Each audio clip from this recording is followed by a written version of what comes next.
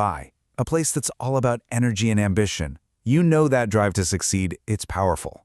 But what happens when that drive just starts to feel empty? Today, we're going to talk about professional burnout, and more importantly, how you can find your way back to feeling like yourself again. Man, that quote just kind of makes you pause, doesn't it? It's this powerful little reminder that chasing success without checking in on yourself can come at a really steep price. So how do we find that balance before we hit a wall? Let's get into it. So here's our game plan. First, we'll look at that classic tug-of-war between ambition and well-being. Then, we'll dive into how to actually identify burnout. After that, we'll map out a path to recovery, tackle some of those big concerns you might have, and finally, wrap up with how you can take that very first step. All right, Section 1. In a city that's basically built on pure ambition, it is so easy to get swept up in this culture of always being on. But how do you square that constant drive to achieve with, our basic human need to just rest and recharge? That's really the core conflict we're talking about here.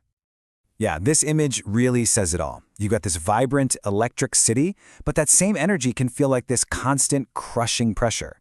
It leads to that deep kind of exhaustion you see here. Physical, emotional, mental, the whole shebang. You might start feeling irritable or disconnected from work you used to love, or just completely drained. If that sounds familiar, trust me, you are not the only one. So, this begs the question. How do you know if you're just having a tough week or if it's something deeper? Let's move on and really break down the specific signs and symptoms of professional burnout. Okay, this is so important. Burnout is not a personal failure. It's not you being weak. It's officially recognized as an occupational phenomenon. It's just the natural consequence of being under way too much stress for way too long, especially when the lines between your work life and your real life get super blurry. Now, take a look at these signs. You've got that chronic exhaustion, that feeling of being emotionally checked out, the relentless perfectionism, terrible sleep, zero work-life balance, and that awful anxiety and guilt anytime you're not being productive. Does any of this ring a bell? That bone-deep fatigue that no amount of sleep can fix? Or that little voice in your head telling you you're never, ever doing enough? Yeah, those are the classic red flags. And here's the key difference, right here on this slide. Being tired is mostly physical. You have a long week, you get a good weekend of rest, and you bounce back. Burnout is a whole different beast. It's this deep emotional and mental exhaustion that just sticks around no matter how much you rest. That's how you know it's something more. Okay, so we've defined the problem. Now let's pivot to the good stuff, the solution. And the great news is, there is a clear, structured way to get better. And for a lot of people, that path starts with therapy.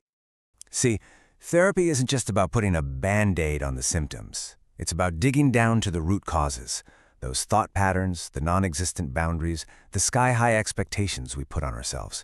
When you address those things, you're not just recovering, you're building a sustainable way forward, one that can stop burnout from spiraling into something even more serious. And the approach to recovery isn't a one-size-fits-all magic bullet. It's a whole toolkit. You've got practical stress management to help calm your system down. There's cognitive behavioral therapy, or CBT, which is fantastic for challenging those automatic negative thoughts, like, I have to be perfect, or I can't say no. Then you bring in things like mindfulness to just let your brain reset, values coaching to remember what actually matters to you, and of course, real support for the basics, like sleep and setting boundaries. I think this quote is just everything. The journey back from burnout has to start from a place of support, not judgment. It's about finding a safe space where you can actually pause and breathe without feeling like you have to have it all figured out. Of course, the idea of asking for help can bring up a lot of questions, and maybe even a few fears.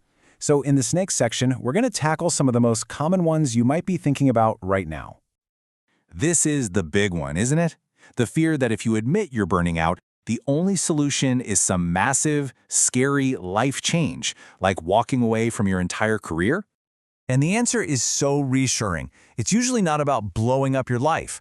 Often, the biggest relief comes from making small, totally manageable shifts in the way you think, in the boundaries you finally decide to set, and in learning how to build a support system that actually supports you. Okay, another huge concern, especially if you're in a competitive field, is privacy. You're thinking, what if my boss finds out I'm getting help? The answer here is simple, and it's absolute. Yes, professional therapy is built on a rock-solid foundation of confidentiality. Period. Your sessions are your private space.